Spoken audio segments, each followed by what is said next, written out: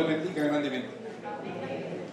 Hoy, como Haider dijo, vamos a empezar una nueva serie que tiene que ver con el libro de Habacuc, capítulo 1 de Habacuc.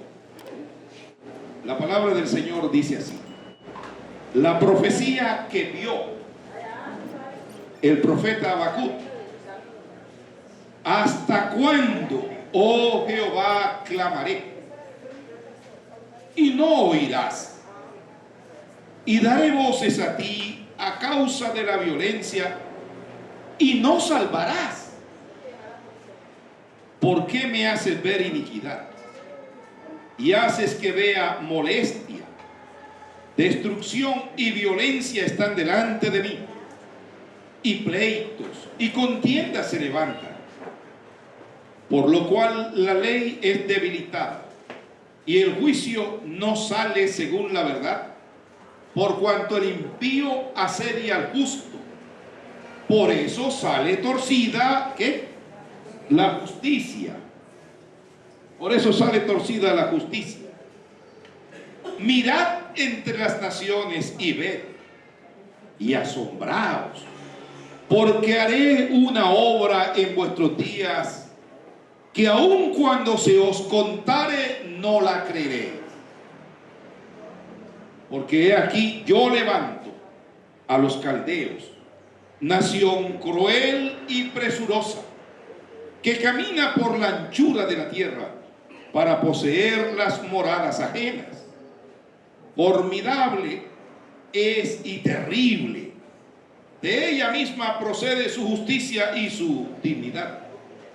Sus caballos serán más ligeros que leopardos y más feroces que lobos nocturnos. Y sus jinetes se multiplicarán. Vendrán de lejos como águilas que se apresuran a devorar. Toda ella vendrá a la presa. El terror va delante de ella y recogerá cautivos como arena. Escarnecerá a los reyes y de los príncipes hará burla. Se reirá de toda fortaleza y levantará terraplén y la tomará. Luego pasará como el huracán y ofenderá, atribuyendo su fuerza a su Dios. Por ahora vamos a leer hasta ahí y luego seguimos. ¿Dónde está Dios? ¿A usted se ha hecho en alguna ocasión esa pregunta?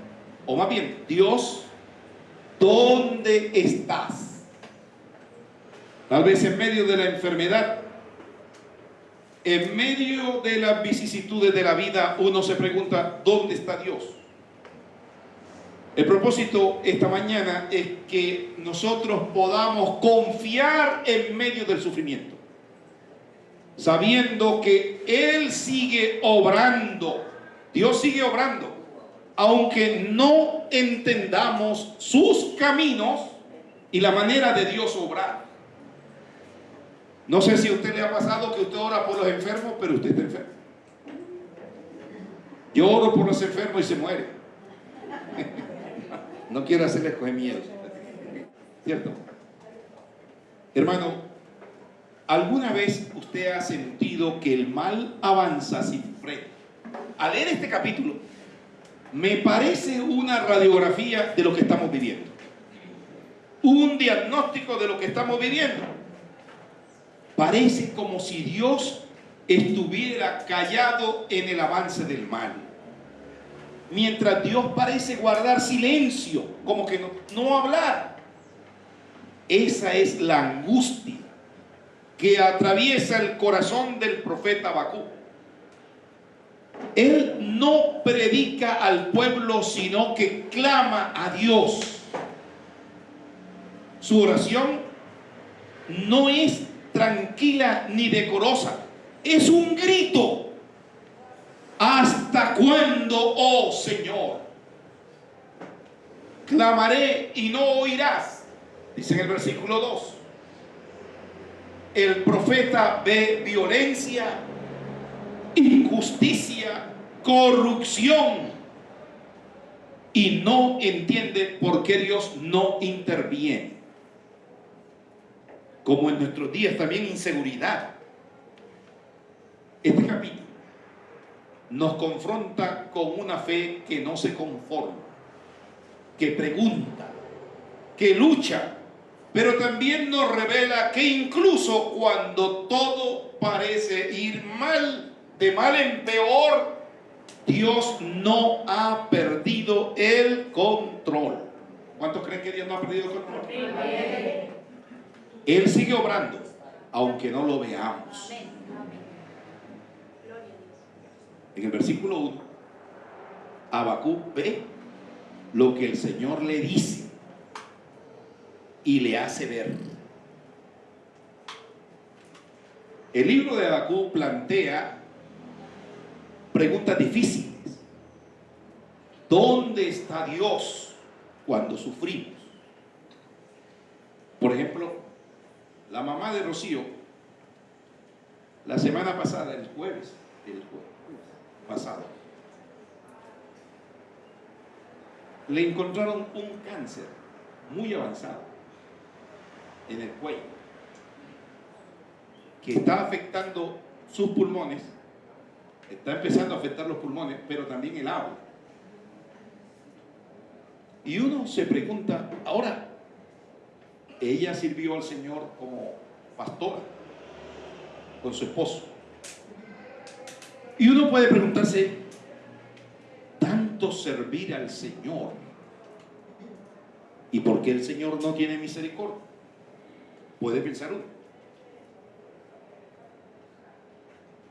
Él aquí plantea otra pregunta que cualquier ser humano se hace: ¿por qué guarda silencio frente a la iniquidad? En este tiempo también estamos viviendo como si la maldad no tuviese freno. La inseguridad, niños que están muriendo cada día en hospitales, en las calles. ¿Por qué usa Dios a los injustos para castigar a los justos?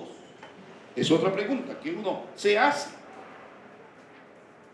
Tal vez este profeta pudo ser contemporáneo de Jeremías.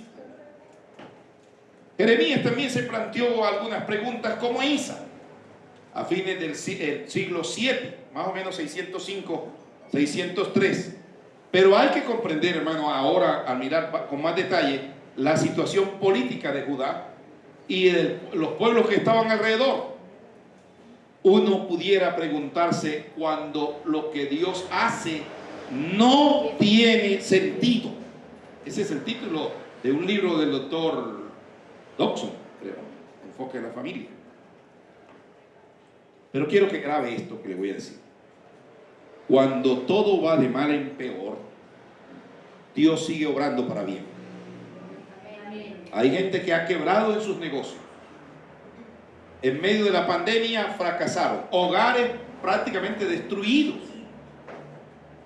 Pero diga conmigo, cuando todo va de mal en peor, dígalo así, cuando todo va de mal en peor, Dios sigue obrando para bien. Ahora mire a la persona que tiene a su lado y le dice así: cuando todo va de mal en peor, Dios sigue obrando para bien, hermano. Los que amamos a Dios, todas las cosas nos ayudan a bien. Miren por un momento del versículo 2 al 4 en su Biblia. Aquí, en estos versículos, parece que Dios parece injusto. Y aquí en este capítulo hay dos quejas.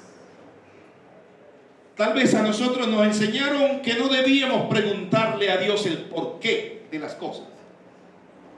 O tal vez nos enseñaron que quejarse era una actitud pecaminosa. Pero por ejemplo, uno encuentra a Jeremías que escribe un libro que titulan como Lamentaciones. Jeremías. Uno encuentra al salmista. Creo que en cuanto a los salmos hay más salmos de queja que de gratitud. Yo no había notado eso, pero hablando con Heider miramos. hay más salmo de queja que de gratitud. Y uno se pregunta, por ejemplo, uno encuentra en el Salmo 13 al salmista diciendo: ¿hasta cuándo, Dios? ¿Hasta cuándo? ¿Hasta cuándo? No sé si usted se ha preguntado en estos días: Dios, ¿hasta cuándo voy a tener esta aflicción? Pablo también se lo preguntó. Parece como si tuviese, bueno, parece no, tenía un aguijón en su cara. No se sabe a ciencia cierta qué era lo que él estaba padeciendo. Un padecimiento, algo que le estorbaba. Y él le oró a Dios. Y nanay, nanay. Como si Dios no lo hubiese escuchado. Pero Dios le dice: bástate mi gracia. Y el Señor también quiere decirle esta mañana a usted: bástate mi gracia. Yo soy más que suficiente. La gracia es recibir lo que nosotros no merecemos. Miren, permíteme, antes de entrar en el texto de los primeros versículos, miren lo que dijo Jeremías en el capítulo 12, del 1 al 4. Dice así, no lo busquen: justo eres, oh Jehová, para que yo dispute contigo. Sin embargo, alegaré mi causa ante ti. Uno siempre encuentra creyente, y yo también me he puesto a alegar con Dios a veces. Alegaré contigo. Juan está como alegando con alguien. Alegaré mi causa ante ti. Y él le dice a Dios: ¿por qué es prosperado el camino de los impíos? Y tienen bien todos los que tienen bien, todos los que se portan deslealmente. Esto que expresa Jeremías aquí, ¿a qué le hace acordar de los salmos? Miren lo que dijo Jeremías: justo eres, reconoce el carácter de Dios, para que yo dispute contigo. Sin embargo, alegaré. O en otras palabras, Dios, yo sé que eres justo, pero yo soy, a mí me gusta discutir. Dios,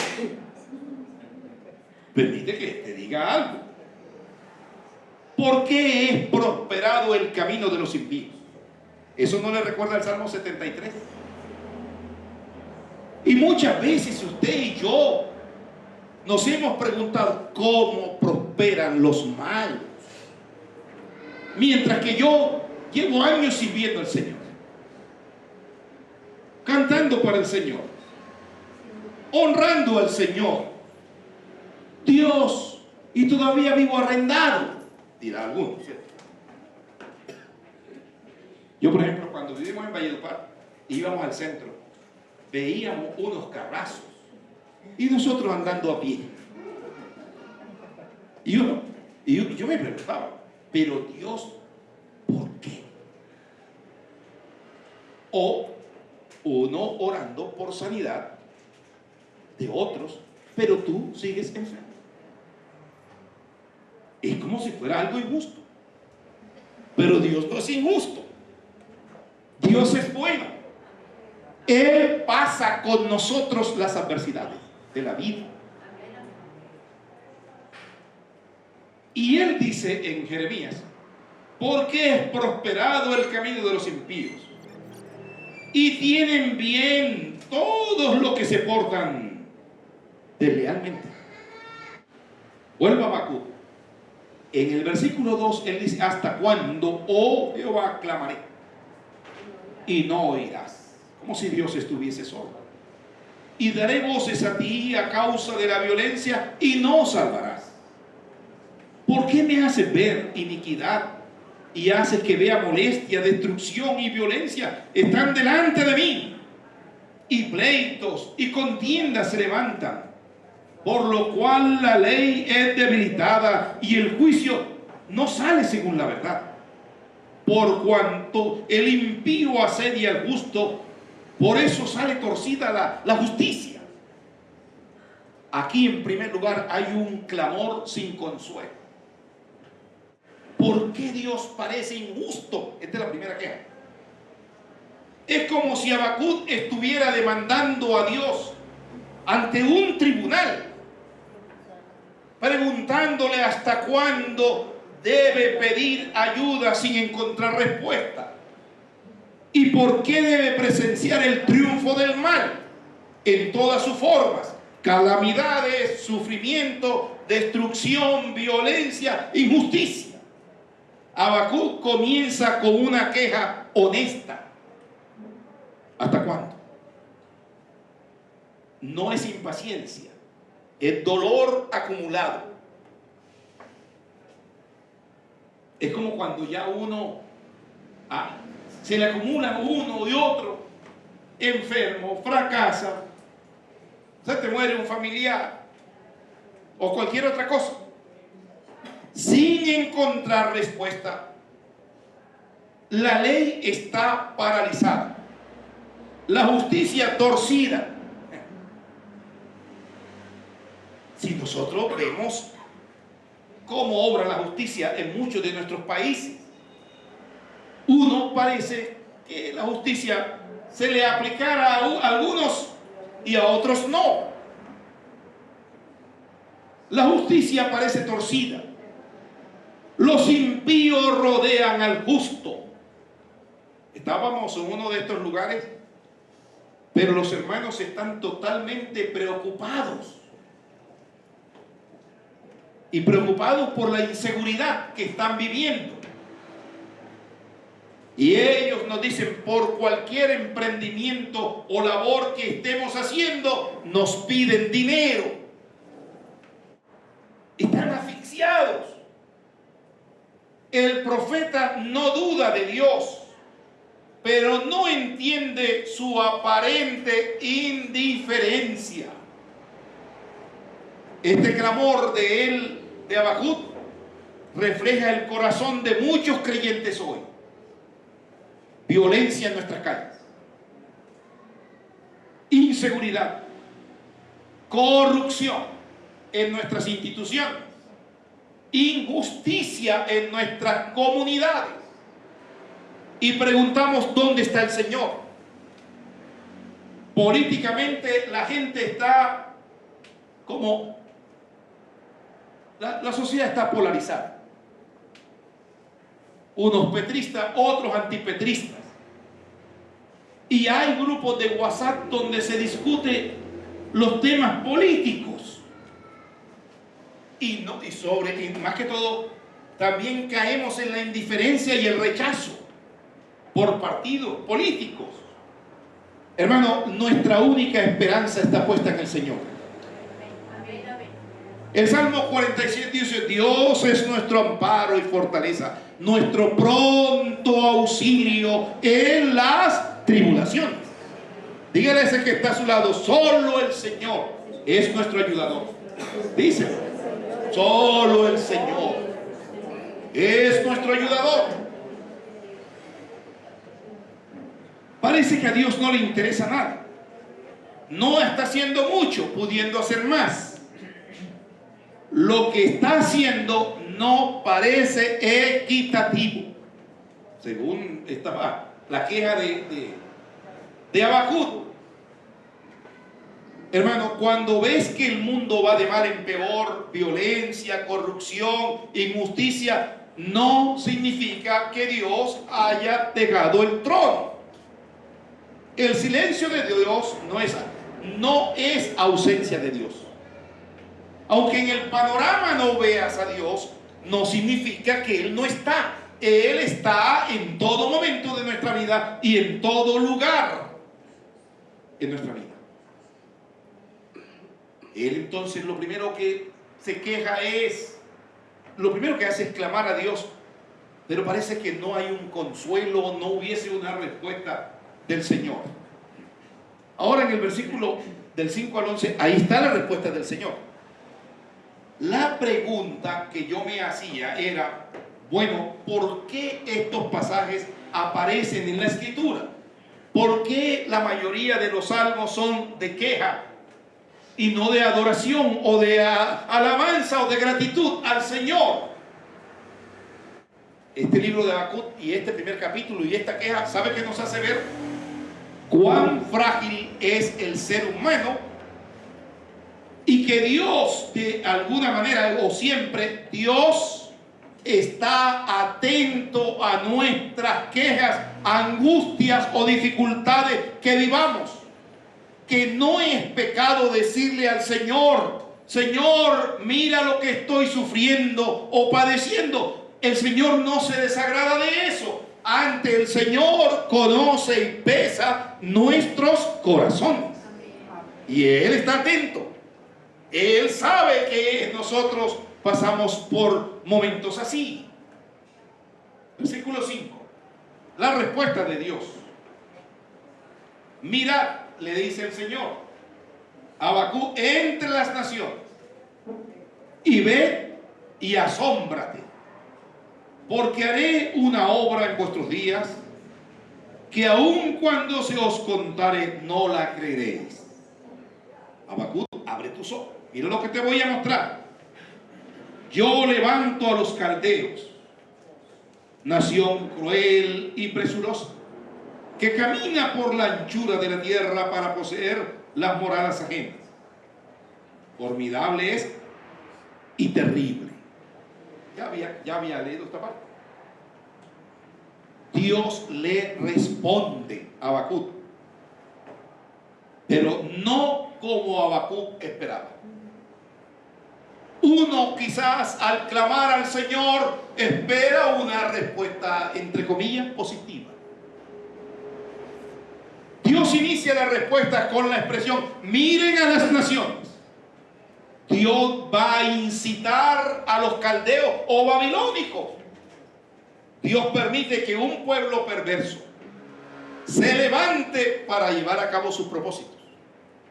En otras palabras, Dios levanta ahora a un pueblo cruel. Y Dios permite que se levante en contra de Judá. Y uno se pregunta por qué Dios permite esas cosas. Y le dice: mira entre las naciones. Hermano, creo que Dios está obrando más allá de lo invisible. Dios se está moviendo. Y a veces Dios permite circunstancias adversas para que dejemos de confiar en nosotros y aprendamos a confiar plenamente en el Señor, que es todopoderoso. ¿Cuántos creen que el Señor es todopoderoso? Bendito sea el Señor. Denle un fuerte aplauso al Señor. Aunque usted no vea cómo Dios está obrando, Dios sí está obrando.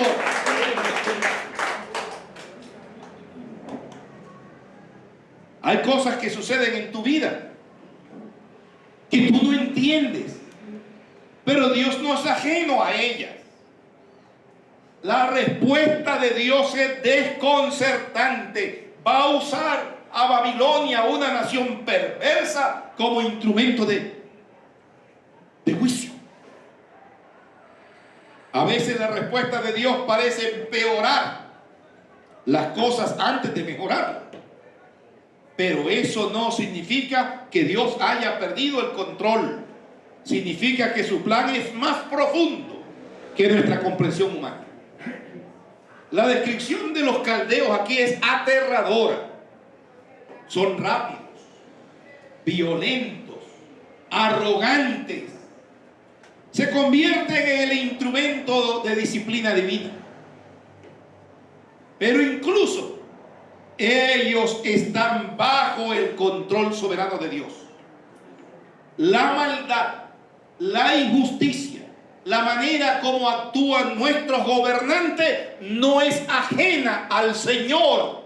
Y un día delante del Señor toda rodilla se doblará y confesará que solo Jesús es el Señor, para gloria de Dios Padre. Dígalo conmigo: Jesús es el Señor. Dígalo: Jesús es el Señor de mi vida. Jesús es el Señor de mi hogar. Jesús es el Señor de mi familia y de todas estas naciones. Él es el Señor. Dios no aprueba la maldad de los caldeos. pero la usa para cumplir sus propósitos. Eso nos recuerda que el juicio de Dios puede venir de forma inesperada, pero nunca fuera de su justicia. Hermanos, a veces Dios permite que la situación empeore. Y usted dice, no tengo salida. Mi papá decía, cuando uno le preguntaba, ¿cómo están las cosas, papá? Él decía, hijo, es como la misma barca atravesando el río. Y lo que él quería decir es, parece que todo siguiera su rumbo igual. Creo que es mejor confiar en la sabiduría de Dios y no en la nuestra. Hermano, cuando su fe enfrenta a lo que no entiendes, habla con el Señor. No contra Dios. La oración honesta es mejor que el silencio incrédulo. La mamá de Rocío, doña Gladys, no entiende un cáncer, que la envergadura del cáncer, pero Dios sí. Ahora Dios puede sanarle o Dios puede llevársela. Lo mejor es un acto soberano de Dios sobre su vida, aunque uno humanamente no quiere que su familiar se vaya. Pero el Señor no ha perdido el control de la vida y la salud. De igual manera de su vida, de su hogar, de su economía, de su familia, de las situaciones que usted está viviendo ahora, el Señor no es ajeno. Él pasa con nosotros las adversidades. Él es nuestro ayudador. ¿De dónde vendrá mi socorro? Como dijo el salmista.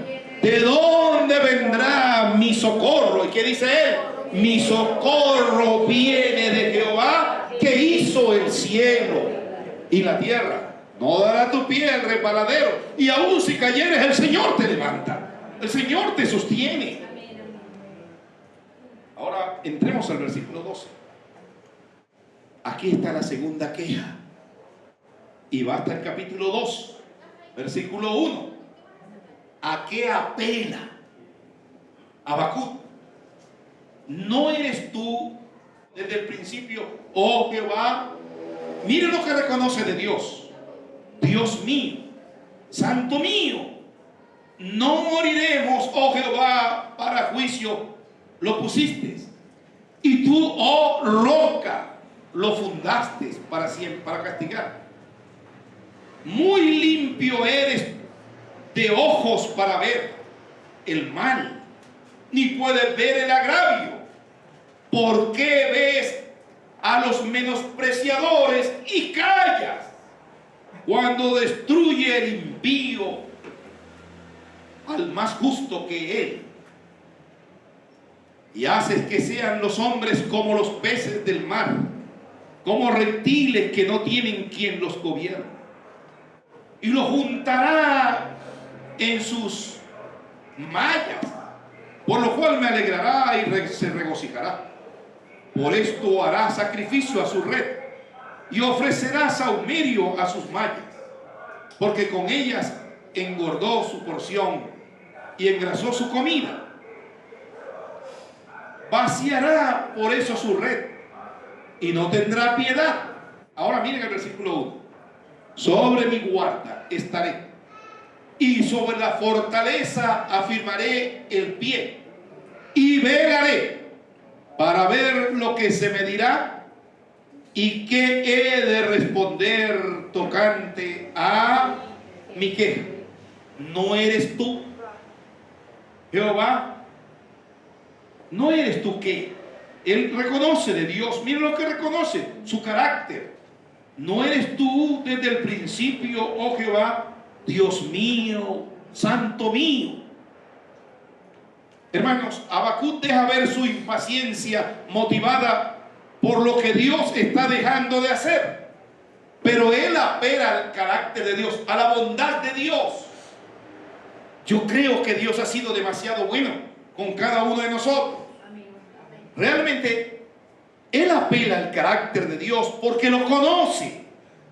Si son tan puros tus ojos, le dice él a Dios, ¿por qué toleras a los traidores?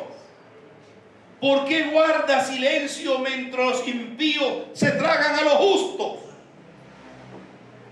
El asunto no es por la injusticia de Judá, ahora es por la injusticia de los caldeos, del pueblo que Dios va a levantar como un azote para Judá.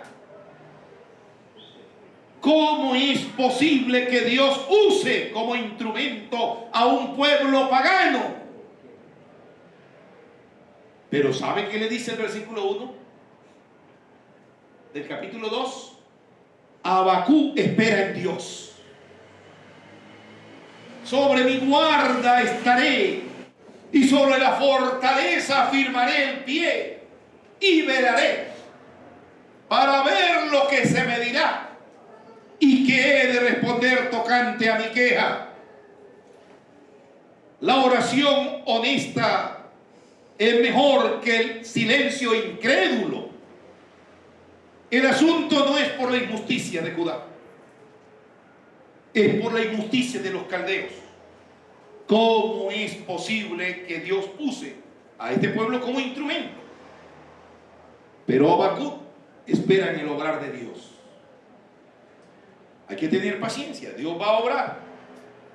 Habacuc en este capítulo, hermanos, no nos da todas las respuestas, pero nos enseña a llevar nuestras preguntas a Dios. ¿Qué pregunta tienes esta mañana?